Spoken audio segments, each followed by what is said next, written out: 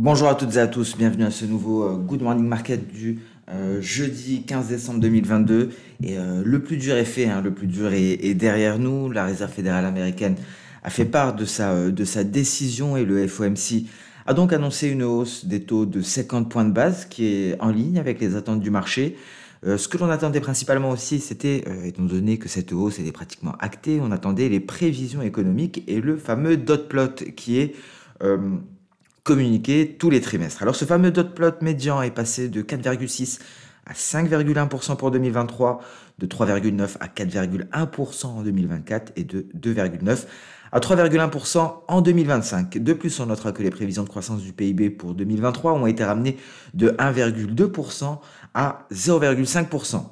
Les projections du taux de chômage sont légèrement plus élevées en 2023, 2024 et 2025.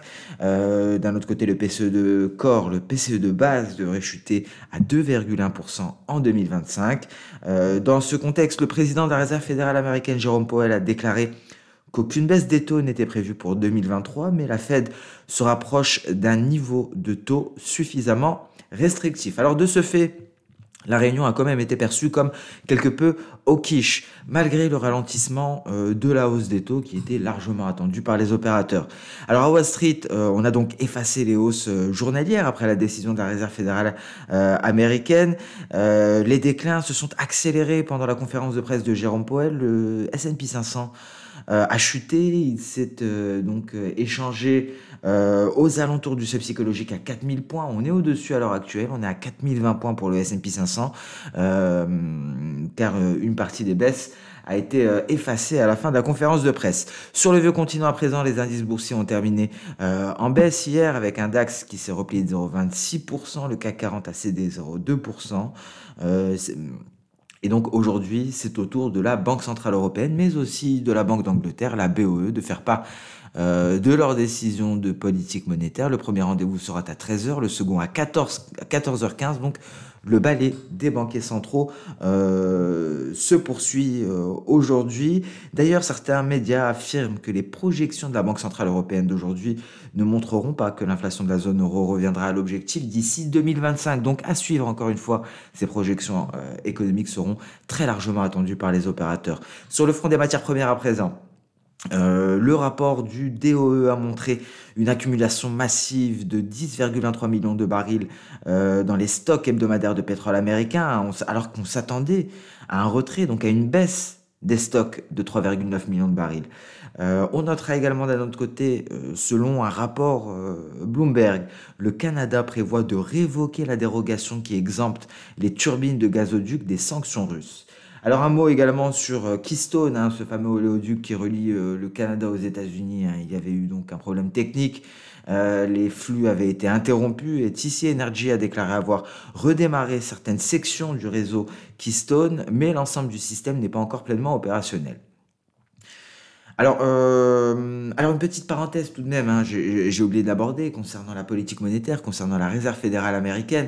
Alors certes, on a eu droit à une rhétorique toujours au quiche, hein, malgré le ralentissement de la hausse de taux, la rhétorique est toujours restrictive. Ce qu'il faut savoir, c'est que l'année prochaine, tout devrait changer. Hein. La composition du comité de vote change considérablement. Alors cette année, le comité de vote était extrêmement au quiche, hein, il faut le dire. L'année prochaine, ce sera résolument plus dovish. Donc, une donnée à garder en tête également pour l'année prochaine. Je pense que l'année prochaine, donc en 2023, la politique monétaire ne sera plus au centre. Hein. On sera vraiment centré sur l'économie. On sera centré sur justement les craintes de récession.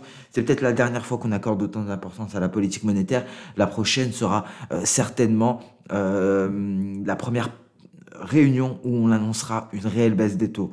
Hein, ce sera peut-être à ce moment-là qu'on aura une telle importance pour une réunion de politique monétaire. Je pense que maintenant les opérateurs vont mettre de côté la politique monétaire et vont vraiment se focaliser sur l'économie parce que les banquiers centraux vont faire de même. Donc voilà pour cette petite parenthèse, un comité de vote à la Réserve fédérale américaine l'année prochaine qui sera résolument plus dovish que cette année. Un mot également sur les crypto-monnaies, hein, parce qu'on avait cette crainte vis-à-vis de Binance, cette méfiance vis-à-vis de Binance. Alors bon, on a eu une belle baisse de son token, hein, du Binance Coin, une baisse qui a été effacée par la suite. Alors la crainte principale, hein, c'est que ce qu'il faut savoir, c'est que ça constitue une certaine menace systémique, hein, pour le secteur des crypto-monnaies, parce que Binance a une grande partie déjà de son portefeuille qui est composé de Binance Coin. Donc une fonte de la valeur du Binance Coin aurait impacté directement le portefeuille de Binance et donc aurait mis en danger Binance et aurait créé un risque systémique. Et ce qu'il faut savoir également, c'est que cette baisse du Binance Coin impacte directement ce fameux fonds destiné à voler au secours des acteurs du marché des crypto-monnaies, parce que c'est un fonds qui est composé également en grande partie de Binance Coin. Donc ce fonds de 1 milliard aurait pu en valoir beaucoup moins, et c'était une seconde crainte. Donc voilà pour cette petite parenthèse par rapport aux doutes qui s'installent autour de Binance, hein. C'est notamment concernant son portefeuille, la composition de son portefeuille, mais aussi la composition de ce fonds de secours, un fonds qui a été mis en place à l'initiative de Binance, afin de voler au secours des acteurs qui sont confrontés à des difficultés, à des problèmes de liquidité, sous la condition que ces derniers, bien entendu, aient des pratiques correctes, hein. Le but n'est pas de venir au secours d'acteurs comme FTX qui se sont servis dans les dépôts des clients. Donc voilà pour cette petite parenthèse. On avait aussi pas mal parlé du gaz naturel. Alors je pense que vous avez pu le constater, cette volatilité sur le gaz naturel, hein, on oscille entre hausse de 6% et baisse de 6%. On a du mal à trouver une direction. À ce niveau-là, donc mieux vaut attendre, hein, parce qu'effectivement maintenant on a eu les prévisions météorologiques beaucoup plus qui nous annonce donc des températures sous les moyennes, et ces nouvelles prévisions météorologiques ont largement permis la hausse des cours du gaz naturel. Donc maintenant, ce que vont attendre les opérateurs, c'est de constater sur les stocks hebdomadaires de gaz naturel, de voir si effectivement ces températures plus basses, inférieures à la moyenne, vont se refléter sur les stocks, si on va avoir une baisse des stocks. Et donc cela permettrait de conclure qu'il y a eu une hausse de la demande de chauffage. Donc on a eu les prévisions météorologiques, on a réagi aux prévisions météorologiques sur le gaz naturel. Maintenant il s'agit de réagir sur du concret, sur des fondamentaux, sur les stocks hebdomadaires de gaz naturel, et donc ce sera extrêmement important. Donc maintenant on ne pourra pas être fixé sur le gaz naturel tant qu'on ne constatera pas sur les stocks effectivement l'effet de cette baisse des températures.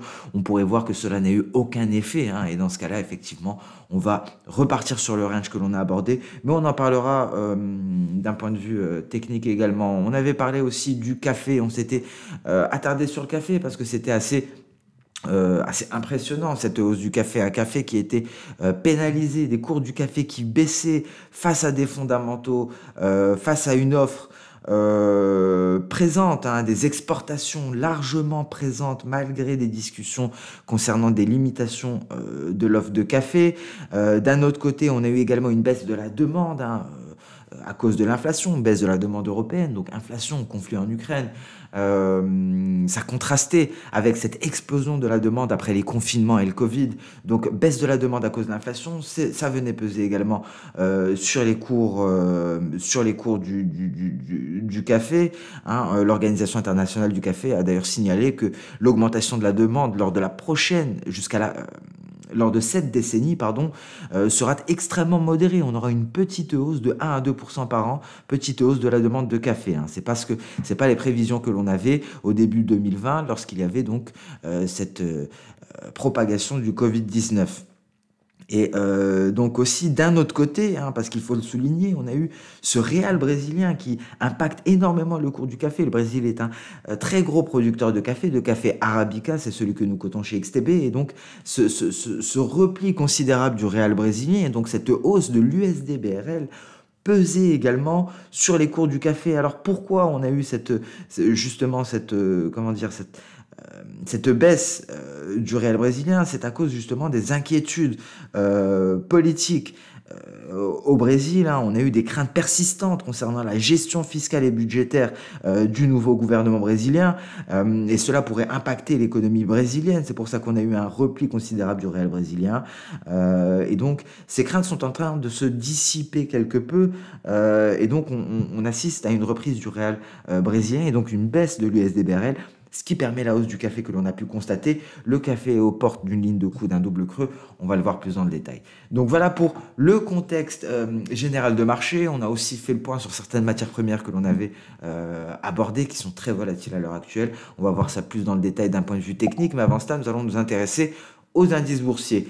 Et on commence par le DAX. Alors, vous voyez ici, c'est très intéressant, hein, la précision, hein, cette mèche supérieure, justement, après la donnée de l'inflation, une mèche supérieure qui est allée chercher avec précision ce niveau que l'on attendait, les 14 700 points, le précédent sommet. C'est le niveau dont on parlait, mais on est revenu se positionner encore une fois sous l'oblique baissière. Hein, je pense qu'aujourd'hui, l'importance de l'oblique baissière n'est plus discutable. Hein, cette oblique qui est la borne inférieure, je vous le rappelle, d'un biseau d'élargissement, agit fortement sur les cours. C'est très difficile de se hisser au-dessus, malgré des données inflationnistes, des données sur l'inflation encourageantes. Le DAX ne parvient pas à s'installer au-dessus. Après, effectivement, la Réserve fédérale américaine s'est montrée toujours au quiche dans son discours, malgré un ralentissement de la hausse des taux. Donc, ça ne favorise pas une réelle... poursuite, hein, de ce rebond pour le moment. Alors on attend la BCE et la BOE, à voir, hein, est-ce que cela va donner du carburant aussi. En tout cas pour le moment, il n'y a pas de signal de hausse, hein. Au contraire, on pourrait aller chercher la Kijun sur le court terme, voir ce sommet, ce précédent sommet qui se trouve aux portes du seuil psychologique des 14 000 points. Donc la prudence reste de mise sur le DAX. Je pense que c'est largement visible, hein, ici en données H4. Alors souvenez-vous, on parlait de ce niveau justement des 14 394 points. On disait que se hisser au-dessus de ce niveau annulerait les perspectives baissières parce qu'on a vu une belle projection d'Osoda. Hein. Pour rappel, la projection d'Osoda a été annulée et elle était à ce niveau. Donc on avait une belle projection ici et donc ce que l'on disait, c'est que le seul moyen d'annuler cette projection qui était, il me semble, une projection E, le seul moyen de l'annuler, hein, c'était simplement... de se hisser au-dessus de ce niveau-là. Les cours l'ont fait, le DAX l'a fait, vous voyez, avec cette énorme bougie verte qui a été immédiatement annulée par une bougie rouge de la même amplitude. Et c'est très justement sur ce niveau que l'on revient à l'heure actuelle, hein, vous voyez. Après, donc, donc c'est le calme après la tempête, hein, c'est retour à la case départ. Donc c'est pour vous dire que malgré les publications de l'inflation, malgré la Réserve fédérale américaine, on n'arrive toujours pas à trancher, hein, sur le DAX, ça se voit, les opérateurs n'arrivent toujours pas à se mettre d'accord sur une direction. Donc pour le moment, hein, on reste neutre, hein, sur le DAX, il n'y a pas de signal à l'heure actuelle, on est revenu à la case départ. Concernant Nasdaq, alors certes, hein, également un très grosse mèche supérieure à la publication de l'inflation. Ici, une Réserve fédérale américaine qui a quand même pesé sur le sentiment de marché de par sa rhétorique qui reste hawkish. Donc, on a quand même une sortie de nuage pour le Nasdaq. Est-ce que cela suffit à nous ruer dessus à l'achat pour aller peut-être chercher la moyenne mobile 200? Non, pas du tout, hein, parce que pas de validation de signal pour le moment et le plus sage serait d'attendre justement la cassure de cette moyenne mobile 200 pour espérer aller chercher des niveaux beaucoup plus hauts, pour espérer dans un premier temps se hisser au-dessus du seuil psychologique des 13 000 points avant d'aller chercher donc les éventuellement 13 385 points. Donc il ne faut pas vendre la peau de l'ours avant de l'avoir tué. Malgré la sortie par le haut du nuage, aucune validation pour le moment et le plus sage serait d'attendre une cassure de la moyenne mobile 200. Mais la stratégie inverse, la stratégie vendeuse, elle serait plus tranchée parce que en cas de sortie par le bas du nuage à ce niveau-là, donc la lagging span nous livrerait une validation dans la foulée, hein, parce que la lagging span serait libérée de tout obstacle. Donc effectivement, hein, on serait moins hésitant en se plaçant du côté vendeur en cas de sortie par le bas du nuage qu'en cas de validation du signal d'achat, étant donné qu'on aurait la moyenne mobile à 200 périodes qui se dresserait sur le chemin des cours. En données H4, ça ressemble énormément au DAX, hein, comme on peut le voir, une énorme bougie verte qui a été effacée par une bougie rouge et on revient à la case départ à ce niveau-là, au niveau du nuage, 11 800 points.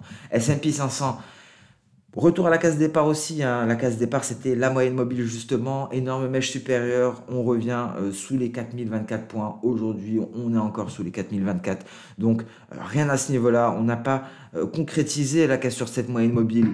Et on n'est pas parvenu à tenter de s'installer au-dessus des 4085 points, retracement de Fibonacci des 38%. Donc, encore une fois, prudence et mère de sûreté sur les indices européens qui n'ont pas donné de signaux d'achat et qui pourraient donner des signaux de vente beaucoup plus tranchés, hein, si je puis dire. Vous voyez ici ce trou d'air avant le nuage, hein, on a près de 5% de marge avant de retrouver le nuage, et donc le seul support intermédiaire, c'est notre Kijun, légèrement au-dessus des 4000 points, à 3944 points. Donc si on passe sous les 4000 points, il y a une forte probabilité d'aller chercher les 3830 points ici pour le S&P 500. Donc encore une fois, des signaux d'achat que l'on ne voit pas arriver à l'horizon, hein. Il y a encore beaucoup de travail avant de donner de réels signaux d'achat, mais tout de même des signaux de vente qui pourraient se déployer très très rapidement en cas de faiblesse, en cas de baisse des cours. En données H4, le topo est le même, hein, et on le voit ici, cette incertitude, on le voit par les mèches supérieures, les mèches inférieures également, donc une situation qui est similaire. Pareil pour le Dow Jones, on ne tranche pas, on est toujours sur cette fameuse résistance, donc le mieux est d'attendre d'avoir une réelle direction. Alors est-ce qu'on va avoir un rallye de fin d'année en 2022? Il y a de fortes chances, mais en tout cas il manque un petit quelque chose aux acheteurs pour aller concrétiser le retour de l'appétit pour le risque. Alors en données H4, pas grand-chose. On fait un tour sur le marché des crypto-monnaies assez rapidement, hein, parce que ici aussi, la situation est quelque peu similaire. Donc vous voyez, on a eu de belles hausses, mais il nous manque ce petit quelque chose. Et ce petit quelque chose pour le Bitcoin en données journalières, c'est la cassure de la moyenne mobile à 50 périodes. C'est le dernier rempart avant la borne supérieure de ce triangle descendant à connotation haussière. Une cassure qui nous permettrait d'aller attaquer cette moyenne mobile 200 que tous les traders du Bitcoin ont sous les yeux, ont dans le viseur, hein. Autant vous dire que le jour où on va casser cette moyenne mobile 200, on pourra envisager sérieusement la fin du bear market et le début d'un nouveau bull market qui devrait perdurer pendant assez longtemps, alors que le halving du Bitcoin approche à grands pas. Le halving, hein, c'est lorsque la récompense des miners et des mineurs est divisée par deux. Traditionnellement, un peu plus d'un an et 3 mois avant cette date-là, avant le halving, on a donc un creux qui est atteint par le marché et un rallye, une nouvelle tendance haussière qui se met en place, hein, et traditionnellement, le jour du halving, on est en plein rallye du Bitcoin, hein, ça s'est vérifié lors des 3 derniers halvings, et donc c'est un rallye qui se poursuit après le halving pendant plus d'un an et 3 mois. Donc ça, c'est d'un point de vue historique, hein, rien n'est sûr bien entendu, mais voilà, cela va dans le sens d'une politique monétaire qui pourrait devenir accommodante, en tout cas qui ne sera plus au quiche, d'une inflation qui baisse et d'un retour à la hausse pour les actifs risqués. Bitcoin en données H4, très intéressant, hein, Bitcoin, vous voyez, on a cassé cette oblique baissière, c'était un vrai signal. C'est le plus simple ici, hein, ces signaux-là, c'est le trading simple, c'est le plus efficace. Cassure d'une oblique baissière, c'est un signal d'achat. Et vous voyez, hein, on s'est rapproché considérablement de l'objectif théorique que l'on s'était fixé. On marque le pas, retour à la moyenne, un retour à la Kijun. La Kijun peut être considérée comme la moyenne, et donc c'est un retour à la moyenne avant de voir si on a suffisamment de carburant pour aller chercher les 18 650 $. Pour l'Ether, pareil, belle hausse certes, mais tout reste à faire. On n'a toujours pas franchi les 1373 $, hein, c'est ce palier d'SSB ici, c'est le nuage. On attend une sortie de nuage et ce ne sera pas fini si on y arrive, parce que là se dressera devant nous ce mastodonte, cette moyenne mobile à 200 périodes qu'il faudra casser. Cette moyenne mobile qui a ramené l'Ether à la réalité à plusieurs reprises, hein. Vous voyez ici... La cassure de la moyenne mobile de 100, hein, ici en tout cas, était un signal à prendre très au sérieux. On a eu un pullback sur la moyenne mobile de 100 par la suite. Cette moyenne mobile de 100 a renvoyé l'Ether à la dure réalité, au crypto winter, l'hiver cryptographique, le creux que l'on a connu. Nouveau test ici, retour à la réalité, on va chercher un creux de court terme et donc hein, il faut vraiment casser cette moyenne mobile pour espérer aller chercher les 1700 $ et pour donc aller chercher le premier objectif théorique ici aux alentours des 2126. Donc vous voyez de belles hausses certes, mais on n'est toujours pas fixé malheureusement, hein. On attendait ces rendez-vous de cette semaine, mais cela a apporté certes de la volatilité, mais ça n'a pas apporté de clarté technique. pour le moment. Et on atteste donc ce graphique hein, du métal jaune. Vous voyez, le métal jaune a accompli sa mission, hein, concrètement, la mission de ce double creux. Il est allé chercher l'objectif théorique du bout de cette mèche supérieure. Alors on l'attendait, hein, le gold avait du mal, le gold l'a fait, certes, c'est très bien, mais là le gold est en train de tester un niveau extrêmement important parce que je vous rappelle que nous on a un objectif beaucoup plus éloigné, un objectif beaucoup plus optimiste, c'est la projection à 1957 dollars. Hein, et donc pour le moment, ce signal-là pourrait être invalidé en cas de passage justement sous le niveau que l'on est en train de tester à l'heure actuelle. C'est un peu comme ce que l'on a vu sur le DAX. Hein. Souvenez-vous, on avait ce niveau, on l'avait mis en avant avec une petite étiquette. D'ailleurs, on va faire la même chose. Étiquette de prix, c'est ce niveau-là. Il ne faut pas passer sous ce niveau-là. On est très précisément dessus à l'heure actuelle parce que ce niveau annulerait complètement la projection de Soda E. Tant que les 1790 tiennent, c'est bon, les perspectives restent haussières, mais attention, hein, on a bien atteint l'objectif théorique. On est loin d'être à l'abri d'une baisse brutale pour aller chercher la Kijun, ce qui annulerait cette projection de Soda en cas de passage permanent sous les 1790. Mais le gold a quand même rempli sa mission chartiste hein, d'aller chercher l'objectif théorique de la figure en double creux. Alors, le silver a aussi rempli sa mission hein, d'un point de vue des projections d'Osoda en allant chercher très précisément la projection V à 23,80 $.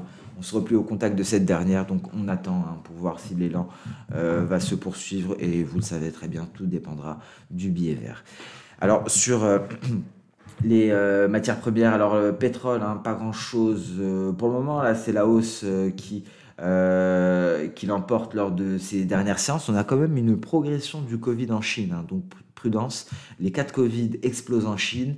À voir hein, si à un moment donné ce catalyseur baissier va prendre le dessus. En tout cas pour le moment, le pétrole progresse, mais j'ai du mal à croire en cette progression hein, et pour cause, hein, c'est quelque chose que l'on a vu assez récemment. C'est peut-être tout simplement hein, un rebond dans cette tendance indiscutablement baissière, hein, un peu comme ce que l'on a vu ici. Et prudence surtout lorsque l'on voit que l'amplitude hors mèche inférieure est est similaire. Hein. On va essayer de le faire plus précisément. Prenons la mèche. Voilà, donc soyons précis et effectivement, au vu, voilà, donc lorsqu'on voit l'amplitude de la hausse, on se dit effectivement, la hausse, si l'overbalance est respecté, pourrait s'étendre jusqu'à la Kijun, hein, très précisément, avant un retour à la baisse. Et ce que l'on peut faire également ici, ce qui marche très très bien, et c'est bien le plus simple hein, dans le technique, c'est de tracer une oblique baissière. Et donc la cassure de cette oblique baissière permettrait la cassure de la Kijun et donc une étendue des hausses en direction du nuage et de cette moyenne mobile à 100 périodes. Alors gaz naturel. Alors gaz naturel, c'était plutôt sauvage hein, dernièrement. Voilà pourquoi, donc une fois qu'on a shorté sur le seuil psychologique des 7, on se calme, on se met en retrait. Hein, et effectivement, le gaz naturel nous a prouvé pourquoi il ne faut pas essayer d'être sur tous les coups hein, sur le gaz naturel. On essaie de prendre un trade, après on le laisse se stabiliser. Hein, parce qu'effectivement, je pense que personne n'a réussi à surfer sur tous ces mouvements intraday lors des 4 dernières séances. Donc mieux vaut essayer de capter l'opportunité la plus simple. Et la plus simple, bien entendu, c'était lorsque l'on a eu cette hausse et des acheteurs qui ont échoué sur le seuil psychologique des 7, lorsque les vendeurs ont repris la main, ont comblé le gap. Donc c'était le plus simple et c'est ce que l'on a avancé avec certitude. Maintenant, on attend parce qu'effectivement, on pourrait aller se stabiliser dans l'enceinte du range. On attend hein, les différentes données dont on prend connaissance. À l'heure actuelle, ce sont les fondamentaux qui drivent les prix du gaz naturel. C'est la météo principalement. Et on l'a dit, ce qu'on va attendre, ce sont les stocks pour voir si la météo, la baisse des températures s'est reflétée c'est traduite par une hausse de la demande de gaz naturel aux États-Unis, ce qui devrait se refléter dans les stocks, concrètement par une baisse des stocks hebdomadaires. Le café à présent. Alors voilà le café, donc on est en train encore de se battre, on est en train de lutter contre ce niveau des 167,90 80, mais en tout cas cette hausse, vous voyez, qui a été possible par la baisse de l'USD BRL et donc la hausse du réal brésilien. Alors pour ceux qui traitent le café, votre meilleure arme sera de vous intéresser à l'économie brésilienne, à la météo au Brésil également. On se rappelle de l'année dernière, et l'état des terminaux d'exportation. L'année dernière, il y avait de gros problèmes dans les terminaux d'exportation. C'est quelque chose qui arrive aussi sur le marché du sucre, par exemple. Cette année, les terminaux d'exportation au Brésil fonctionnent très très bien. Il n'y aura plus de problème à ce niveau-là. Mais il reste encore la météo qui devrait jouer. D'un point de vue politique, ça semble se calmer un petit peu, ce qui a permis, vous voyez ici, une chute de l'USD BRL. L'USD BRL se redresse tout de même, ce qui freine, vous voyez, la hausse du café, le café qui marque une pause au niveau des 168, et c'est justement cette hausse de l'USD BRL qui vient freiner les cours du café. Si il suffirait d'une petite baisse de l'USD BRL, je pense que cela permettrait au café d'aller chercher les 74, donc la ligne de coup du double creux, pour aller éventuellement aller chercher l'objectif théorique à 194. Voilà pour le café. Un mot rapide sur le marché d'échange, parce que le dollar l'a fait, le dollar a cassé. Le dollar a effectivement cassé le support majeur et tente de rebondir à l'heure actuelle, mais c'est bon, on est en dessous de ce niveau-là. Je pense qu'à l'heure actuelle, la voie est réellement ouverte vers de nouveaux creux, vers le seuil psychologique des 100 éventuellement. Ici, en données H1, comme on peut le voir, bien entendu, on est en dessous de tout élément Ishimoku, mais la baisse est bien en train de se déployer, ce qui permet à l'euro-dollar de se propulser enfin au-dessus du retracement de Fibonacci à 38,2%. On est pratiquement à mi-chemin avant les 1,0895, donc aux portes des 1,09. Je vous rappelle que notre objectif est à 1,1238, un objectif extrêmement éloigné. Tout dépendra de la Banque Centrale Européenne aujourd'hui. Le balai des banquiers centraux, comme on l'a vu, se poursuit. Les perspectives sont extrêmement haussières pour l'euro-dollar, en tout cas, notamment depuis la cassure de cette oblique baissière. On en a tellement parlé, on l'a tellement suivi, cette oblique baissière.